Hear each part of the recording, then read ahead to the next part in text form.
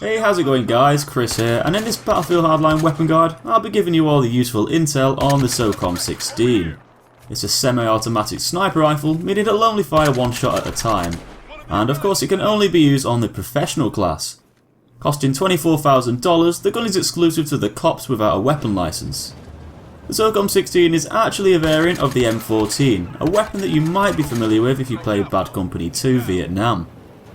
So let's go over all the base stats first. Without any attachments, the SOCOM 16 has a maximum damage of 43, which starts to drop off at about 60 meters. This gradually decreases over distance until 120 meters away, where the minimum damage of 34 is dealt. This pretty much means it'll take up to 3 shots to hit to kill an enemy with full health at any range. The gun fires at 360 RPM, so it's the same as the other semi-automatic snipers. It's got a muzzle velocity of 550 meters per second. This is the same as the SR25, and its bullet drop speed is 9.81 meters per second, so this is on par with the other semi-automatic snipers, except from the Saiga 308, which is a bit higher with 15 meters per second.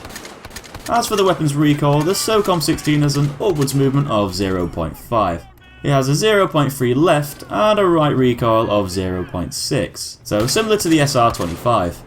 The SOCOM's gonna mainly jump upwards and to the right after each shot. If you fire quickly tapping the trigger, you should expect the recoil to move diagonally upwards to the right.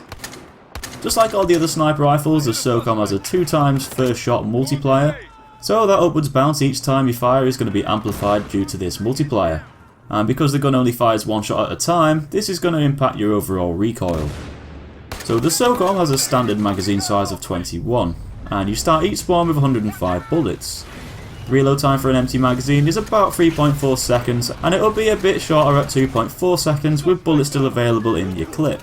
So when compared with the other semi-automatic snipers, it's kind of in the middle. So with all the stats out of the way, when it comes to picking which attachments to go for, you could use the compensator to lower that upwards recoil down by 40%, reducing its 0.5 vertical recoil down to 0.3. Though this might not be the best idea, as doing this will slightly make your sideways recoil worse. Because the SOCOM has such a high rightwards recoil of 0.6, equipping the compensator will increase this to about 0.7, and this will probably make some of the follow-up shots a bit less accurate. The muzzle brake might be a better option, as it will lower your vertical and horizontal recoil, making you overall more accurate. The 0.6 rightwards recoil would be taken down to just 0.3, and the leftwards recoil would go down to just 0.15. So although you'd only get an 18% decrease in vertical recoil, as opposed to the 40% with the compensator, the muzzle brake should in theory make the weapon more reliable. When it comes to hitting targets over distance, being more accurate is a big factor. If you tend to stand still a lot when sniping, you could try out the heavy barrel, as this will lower your aim down sight's base spread by 50% when you're not moving. This would ensure that your bullets are more likely to go exactly where you want them to. As for the grip attachment, I think this one's pretty self-explanatory. Your gun only fires one shot at a time, so you'd be mad not to equip the angle grip. This will lower the 2x first shot multiplier down to 1.34, so you'll be much more likely to control each shot that you fire having this on there. I guess if you were firing really quickly, then the stubby grip could help lower the 0.6 spread increase per shot, which is actually quite high, down to 0.3. But you probably won't really notice as much difference to your performance than you would having the angle grip equipped. So, to summarise, the SOCOM 16 is a mid to long range semi-automatic sniper rifle that can only be used by the professional class.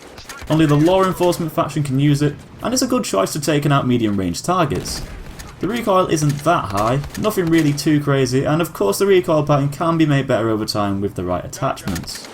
The weapon has a good range and can output some decent damage over distance. It can kill in up to 3 bullets at any range. The combination of strong power and good controllability makes the SOCOM a good all-rounder.